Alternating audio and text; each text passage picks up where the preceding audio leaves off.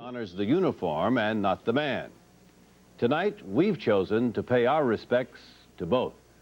I am ready to go to it, and I look forward to the challenges ahead. Thank you, sir. Just another challenge ahead for Colin Powell?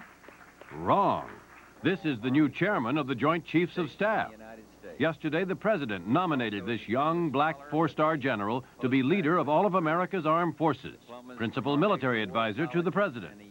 And no one was more pleased than George Bush himself.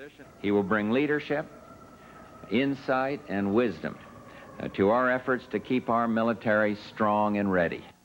And Colin Powell is ready. Even though he's only 52, he'll be the youngest chairman ever. And despite murmurings of sour grapes from some of those passed over for the job, the old-line military establishment has embraced Powell as their man. He has a vision for the future. He has the ability to look ahead, but he's also solidly rooted. He's very cautious in terms of making great changes, and I think that that's the kind of leadership we need now in the military.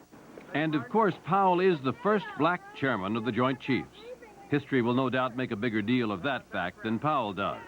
In time, he said, that will not be something one should take note of at all. But for some, it's a matter of great pride.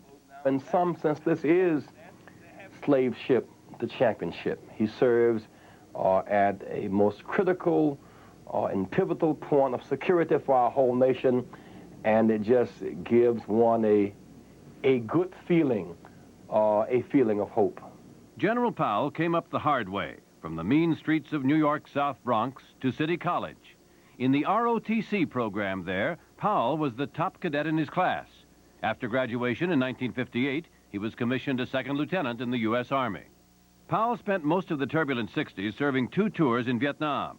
He was a battalion leader and a hero, rescuing wounded soldiers from a burning helicopter. But a visit home in 1963 to his wife and small son living in Birmingham, Alabama, was as shocking to Powell as anything he'd witnessed in Vietnam. "I was stunned, disheartened, and angry," he later wrote. "While I'd been fighting in Vietnam alongside brave soldiers trying to preserve freedom, in my own land, a long simmering conflict had turned into an open fight in our streets and cities, a fight that had to be won." But Colin Powell stayed within the system, both in and out of uniform. In 1972, Major Powell won a White House fellowship to work as assistant to the Deputy Director of the Office of Management and Budget.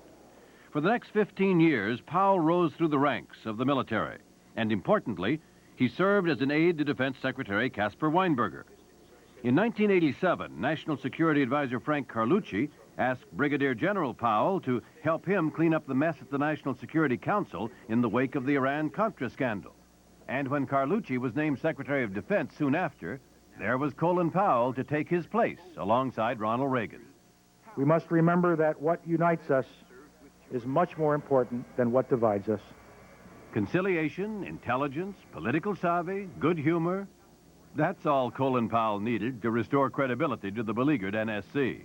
He is a man who always has a sympathetic ear, but yet when it comes time to give advice, always gives rock-hard, rock-solid advice. But towards the end of his tenure in the Reagan administration, Powell's thoughts turned to the future.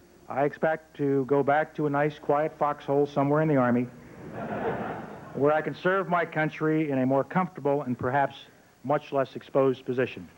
Wrong again, General Powell. You're stuck at the top now, and we suspect it'll suit you just fine. Thank you, sir, for this new opportunity to serve you, to serve the men and women of the armed forces, and to serve our nation. And so we choose General Colin Luther Powell, soldier and statesman who has served this nation for all of his adult life. He rose through the ranks of the Army on the fast track, as they say in the military, and never slowed down.